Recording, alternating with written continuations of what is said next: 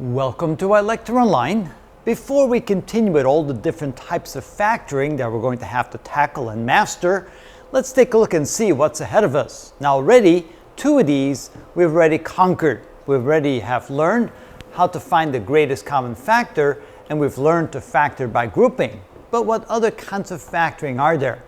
And by putting them all together on the board in a single fashion like this, it helps us get a global picture of the kind of things that we should do.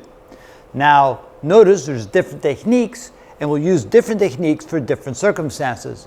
In other cases, there are different techniques we can use for the very same circumstance, so that even makes it more confusing to know why should I use one technique over another technique, and sometimes it's simply a matter of personal preference. But at least here we get a good picture of the different types of factoring that we're going to need to learn how to do. So we have also what we call factoring the form x squared plus bx plus c. Notice what makes this form different from number 5 here, factor the form ax squared plus bx plus c, is that here in front of the x squared term we have an a, we have a constant other than 1. Here the constant simply is equal to 1.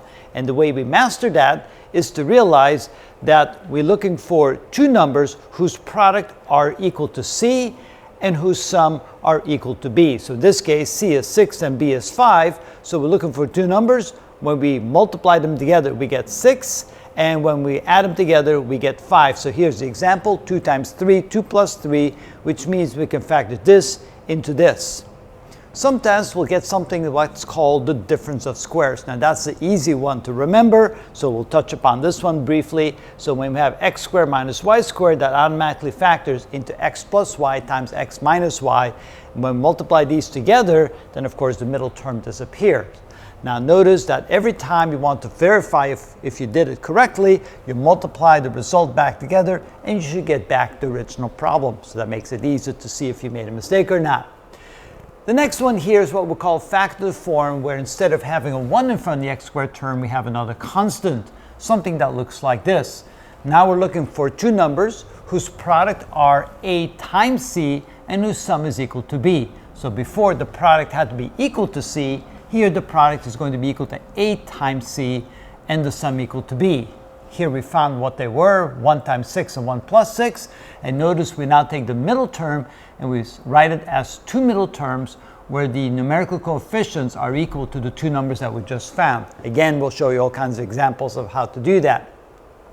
The next example is when we have perfect squares. Here we have a squared plus 2ab plus b squared, that's a general form, and then factors into a plus b times a plus b, which is the same as the quantity a plus b squared.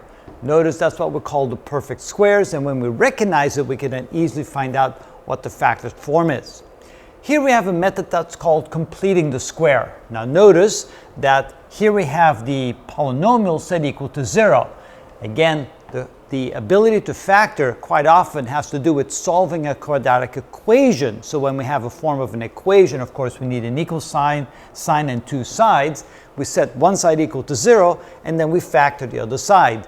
Now in this case, completing the square means we take half the middle term and square that, and then add it to both sides of the equation. Notice I took the 1 and moved it to the right side, and then I added half the middle term squared to both sides of the equation. And again, we'll show you how to do that, but that's the general form of how to do completion of the squares. Then of course we have the old-fashioned quadratic formula. It turns out we'll show you how the quadratic formula is derived from using the completion of the squares method to come up with that quadratic formula. Once we have it written in this form, notice then we can solve for x. By solving for x, we can actually write it in its factored form, and we'll show you how to do that. And then the last two are what we call the sum of cubes and the difference of cubes. The sum of cube is a cubed plus b cubed, that's a general form. And here we have a cubed minus b cubed, and the general form factored looks like this. Again, we're going to show you why that is so, and then how to utilize that in various examples. But again, seeing all the various techniques and types of factoring that we need to know how to do all together on the board helps us understand what the difference is between them and why we do certain techniques over other techniques in particular circumstances. Now, I know there's probably several other techniques that we could use, but these are the major ones that we're going to touch upon in this particular playset. And that is how it's done.